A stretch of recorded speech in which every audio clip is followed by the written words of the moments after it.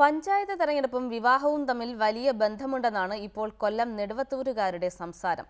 നെടുവത്തൂർ പഞ്ചായത്തിലെ കോട്ടാത്തല വാർഡിലെ മനുജയുടെ സ്ഥാനാർത്ഥിത്വമാണ് ഇതിന് കാരണം. സിപിഐയുടെ ശക്തി കേന്ദ്രമായ നെടുവത്തൂർ പഞ്ചായത്തിലെ കോട്ടാത്തല വാർഡ് ഇത്തവണ പാർട്ടിയുടെ യുവ നേതാവായ രാജേഷിനെ സ്ഥാനാർത്ഥിയാക്കാമെന്ന് കർഷക തൊഴിലാളി നേതാവായ രാജേഷിന്റെ പിതാവ് രാജേന്ദ്രന് പാർട്ടി വാക്കുകൊടുക്കുകയും ചെയ്തിരുന്നു. പക്ഷേ നറുക്കെടുത്തപ്പോൾ പട്ടികജാതി വനിതാ സംവരണ വാർഡായി മാറി കോട്ടാത്തല.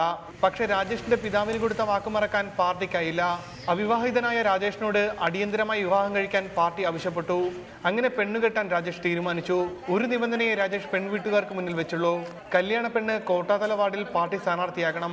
അങ്ങനെയാണ് വധുവും സ്ഥാനാർത്ഥിയുമാകാൻ തയ്യാറായ മനുജയെ കണ്ടെത്തിയത്. ആലോചിക്കുന്ന അവസരത്തിൽ ഇവിടെ ഒരു പട്ടികജാതി വാർഡാവുമെന്നായിരുന്നു പാർട്ടി വിചാരിക്കുന്നത്. അങ്ങനെ ആയില്ല.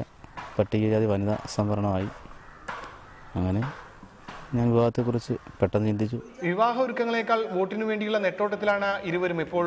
ഈ മാസം 19-ാം തീയതിയാണ് ഇരുവരുടെയും വിവാഹം. വിവാഹത്തിനുള്ള ഒരുക്കങ്ങളെല്ലാം പാർട്ടി നോക്കിക്കൊള്ളുമെന്ന വിശ്വാസത്തിൽ വോട്ട് ചോദിച്ചു നടക്കുകയാണ് ഇരുവരും ഇപ്പോൾ. വിവാഹവും ഒരു രാഷ്ട്രീയ പ്രവർത്തനമാക്കാമെന്ന് തെളിയിച്ചിരിക്കുകയാണ് ഈ നാട്ടുകാർ.